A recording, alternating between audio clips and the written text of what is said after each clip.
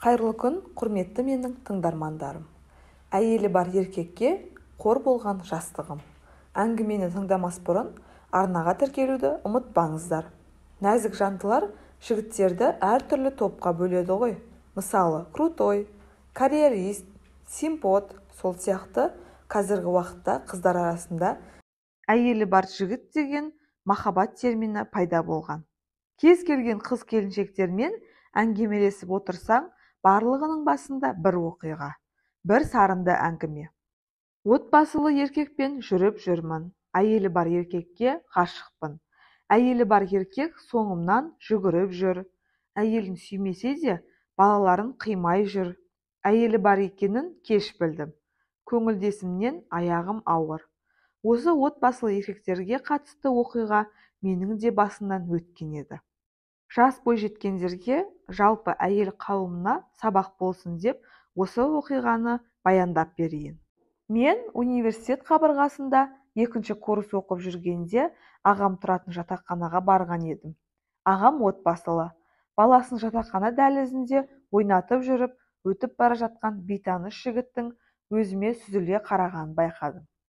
Әсіресе қыз балалар өзіне қараған ер адамның жанарынан тайсалып біртүрлі болып кететінің рас. Екі бетім аппақ, көзім тостағандай өңді едім. Жігітке еш мән бермедім. Сіңілімді ертіп бөлмемізге кіріп кеттік. Жатақхана ұзын дәлізді. Ас үйі сол дәлізде жеке орналасқан еді. Суды да сол жерден алатынбыз. Су алып тұр едім, бағанағы дәлізде көрген жігіт қасыма келіп су сұрады. Ойымда түк жоқ, суды ұсына бердім. Алғысын айтып кетіп қалды. Біраз уақыт өткеннен соң бөлмемнің есігін сол жатақханада тұратын жасы менен кіші Дархан есімді жігіт қағып тұр. Үйде ағам мен жеңгем жоқ еді. Сенімен бір жігіт танысқысы келеді, деді. Мен не дерімді білмей, ағам келіп қалар деп, я бар дей бердім. Біраз уақыттан соң жеңгем келді жұмыстан. Ағам тұратын жатақханада ауылдас дос қыз тұратын. Сол қызға бармақ болып, төменгі қабатқа түсіп бара жатыр едім. Менімен танысқысы келетін бейтаныс жігіт кездесті. Сонымен бейтаныс жігіттің есімі Данияр екен. Таныстық. Ол кезде ұялы телефон деген атымен жоқ. Жігіт мені жексенбіге қонаққа шақырды. Құрбыңмен менің жұмыс орныма қонаққа келіңдер. Сендерді менің туысқан інім Дархан ертіп келеді, деп кете барды. Студентпін, сабаққа барып күндерім өтіп жатты. Мен өзім оқитын университеттің жатақханасында тұратынмын. Сонымен жексенбі күні түстен кейін ағамның жатақханасында тұратын құрбым Аида мен Дархан келіп тұр. Жиналып қонаққа бардық. Бейтаныс жігіт шағын базардың директоры екен. Кабинетіне дастархан жайып қойыпты. Шампанды да ұмытпаған. Сонымен жақсы отырыс болды. Данияр мен туралы сұрай берді. Мен сол кезде қазір ойласам, ол үшін кішкентай оқушы қыздай екенмін. Ол сұрақ қойды, мен бүкпесіз жауап беремін. Мен жігіттің жасын сұрадым. Жасыңыз нешеде? Сен қалай ойлайсың? Білмеймін. 1976 жылғысыз ба? Жоқ. 74-ші жоқ. 72. Ал жарайды, солай-ақ болсын, деп күлді. Бізді жатақханаға Данияр машинасымен әкеліп тастады. Сол уақыттағы машинасының нөмірі әлі есімде. Солай күндер өте берді. Біраз уақыттан соң біздің ара қатынасымыз махаббатқа ұласты. Күнде кешке келеді жатақхананың алдына, кездесу, кейде мен өзім шағын базарға барып, жоқ болса кабинетінде күтіп отыра беремін. Осылай көктем келді. Біздің ара қатынасымыз төсекте де жалғасқан. Ең алғашқы жігітім де сол еді. Мен сол кезде өте бақытты едім. Ойладым, мен не деген бақытты едім. Өскен отбасым бір ауылдың бетке ұстар жанұясы. Оқуды да жақсы оқыдым. Грантқа да өз күшімен түстім. Енді міне өзімді сүйетін, өзім сүйетін келісті жігіт таптым деп жүргенде, жадымда енді Даниярмен қосылып бақытты жанұя болсақ деген ойдан басқа еш нәрсе болмапты. Бір күні тобымда бірге оқитын Дина есімді құрбыммен көшеде келе жатсақ, алдымыздан құрбымның таныс балалары кездесті. Мені де таныстырды. Олар сөйлесіп тұрып қалды. Мен жатақханаға кетіп қалдым. Келесі күні Дина екеуміз қаланың шетіндегі тұратын менің туысқан ағамның үйіне бардық. Олар қонаққа кетіп, үйде бізге қалдырды. Дина екеуміз ұйықтамай әңгіме соғып жатырмыз. Бір кезде Дина маған былай деді: «Зарина, мен саған бірдеме айтайын ба?» «Иә, айт». «Жоқ, айтпай-ақ қояйыншы. Өзің бастадың. Енді айт, не туралы?» «Сенің Даниярың туралы». Жүрегім дүрсілдеп, бойымда қорқыныш билеп, не бір ойлар кетті ойымда. Бірақ басқа қызы немесе әйелі болуы мүмкін деген ой мүлдем келген жоқ. Өйткені осы уақытқа дейін ондай сезікті еш қылықты көрсеткен жоқ еді. Және үнемі менің қасымда. Дина жұлып алғандай. Даниярдың әйелі бар екен. Үйленген екен. Өткенде көшеде кездескен танысым мені ұнатыпты да мен туралы сұрағанда, Дина оның жігіті бар, осындай шағын базардың директоры депті. Сол кезде танысы Даниярдың отбасылы екенін айтыпты. Сонымен қойшы, көрер таңды ұйқысыз атырдым. Ұйқым келмеді. Таң қашан атады екен деп шыдамсызданып жатырмын. Қазіргідей телефон жоқ. Жүрегім атша тулай бейберекетсім кетті. Не ойларымды білмеймін. Ол көп өзі туралы айтпайтын. Мен де көңілім толғандықтан, үнемі қасымда болғандықтан, еш артық сұрақ қоймаған едім. Таң атты. Сағат 9 болған күтіп жүрмін. Ол жұмысына сағат 9-дар шамасында келеді. Құрбымды ерте тұрғызып алып, киініп алып, автобусқа отырып, шағын базарға тарттым. Базарға барсам, ол әлі келмепті. Сонымен сағат 10 болды, ол жоқ. Мен базар маңында айналшықтап жүрмін. Бір кезде базар ауласына кірген қызыл машинасының қарасы көрінді. Алып ұшып кабинетіне бардым. Ол мені мәз болып қарсы алды. Менің өңіме қарап, бір жерің ауырып тұрма дейді. Мен оны көріп, не айтарымды білмей, қалай сұрарымды білмей, қаттым да қалдым. Әлі есімде, былай дедім: «Данияр, сенің бір нәрсең бар екен ғой, шын ба?» деп жылай жібердім. Ол бірден ұқты да басын изей берді. «Әйелің бар екенін маған неге айтпағансың?» дедім де сыртқа шықтым.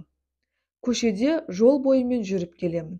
Көз жасым көл болды. Өзімді тоқтата алмаймын. Артымнан Данияр машинасымен келіп тоқтап, машинаға отыруымды, сөйлесу керек екенін айтты. Машинасына отырып, өзен жағасына барып, біраз сөйлестік. Мен ештеме айтпай жылай бердім.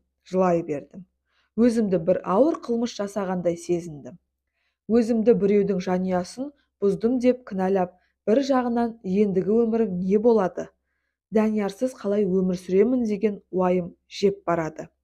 Данияр менен 13 жас үлкен жігіт екен.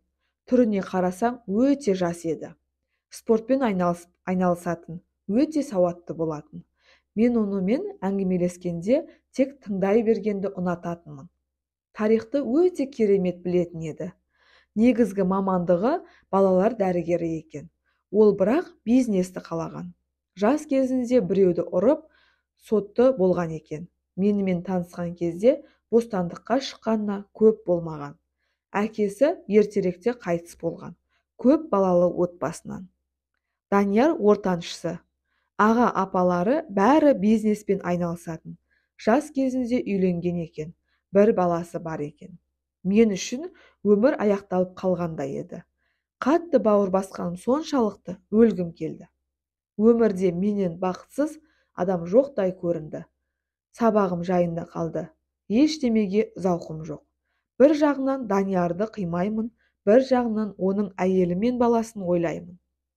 Әйелі мен баласының көз жасына қалғым да келмейді. Біреудің бақыты біреуге бақыт бола ма? Менің тәрбиемде біреудің жанұясын бұзу, ажырастыру деген жат қылық. Өз баласын жетім еткен еркек кейін қандай әке, қандай күйеу болады деген түсінік бар еді. Әкем айтатын: қазақ байыса қатын алады. Сол сияқты ажырасып жатқан еркектерді ұната қоймайтын едім. Біраз уақыттан соң ол келуін, мені іздеуін тоқтатпады. Тіпті кездесуден қашып жүргенде оқу ғимараттарының алдында күтіп тұратын еді. Мен жақсы көрсем де, миымда ол жанұялы деген ой тұрды. Тіпті бір рет мені жатақхана алдында көтеріп машинасына салып алып кетті. Ол да мені сүйетін. Бірақ бізде қосылатын болашақ жоқ еді. Екеуміз де соқыр сезімге мас болып, жазғы каникул болды. Мен ауылға кеттім 3 айға. Ауылда жүрсем де 1 минутқа ойымнан шығарған емеспін. Бір күні кешкілік мезгілде үйге қалада жұмыс істейтін құрбым Аида келіп тұр. Жүр біздікіне. Данияр сені іздеп келді деп. Бардым, Данияр келіп тұр. Сонау облыс орталығынан 500 шақырым ауылға келіпті. Аиданы алып. Сені сағындым дейді. Маған әкелген базарлығы бар. Тез сөйлестім де базарлығын Аиданың бауырларына ұстаттым да кетіп қалдым. Бар жоғы 10 минут қана тілдестік. Анам іздейді деп кетіп қалды. Үйге келсем, расымен анам алаңдап мені іздеп жатыр екен. Жаңа оқу жылы басталды. Тағы да кездесіп жүрдік. Бірақ менің ойымнан күні-түні оның әйелі бар деген ұғым кетер емес. Ұйықтасам да есімнен кетпеді. Оны көрсем, бәрін ұмытып, үйіне кетсе, тағы да әйелі бар, әйелінің қасында деген ойлар мазалайды. Не ұмытайын десем, еш жігітке қарағым келмейді. Даниярдан басқа ешкімді көрмеймін. Даниярдың бар туысы біледі. Ол да жасырмайтын. Маған айтатын, сен қорқақсың, өзің қалай өмір сүргің келеді, сүре алмайсың деп. Бірақ бір сыйлайтыным, ешқашан әйелін жамандаған емес. Баламның анасы сыйлау керек дейтін еді. Менің де ол әйелге деген еш өшпенділік сезімім жоқ еді. Тіпті жек көргем де жоқ. Ол әйел үшін менің де жүрегім ауыратын. Мен өмірі ішімдік ішпейтін едім. Кейде қыздармен сыра ішетін болдым. Іште қайғымды басқан түрім. Ол кезде пейджер деген шыққан еді. Пейджеріне хабарлама тастайтынмын. Ол түн болсын, мені қыздармен қыдырып жүрген кезімде алып кететін. Сабағым да төмендеп кеткен. Ол үнемі айтатын, мен тірі тұрғанда оқуыңды бітіресің, деп кейбір емтихандарды өзі сатып алып беріп жүрді. Сабақты жақсы оқитын менің бұл қылығым барлық топтастарымды таң қалдырды. Оның әрбір сөзі, әрбір ісі мен үшін үлгі болды. Үлкен жігіт болған соң ба, мені баласында еркелетті. Оның қасында жүргенде өзімді еркін сезіндім. Еш нәрседен қорықпадым. Қойшы, сонымен 4-ші курсты аяқтадым. Қолымда диплом. Дипломды алғанымды өзі ресторанда атап өтті. Ол маған бір күні екінші әйел болуымды өтінді. Құрметті менің тыңдармандарым, әңгіменің жалғасы келесі бөлімде. Арнаға тіркелуді ұмытпаңыздар. Назарларыңызға рахмет. Келесі бөлімде кездескенше.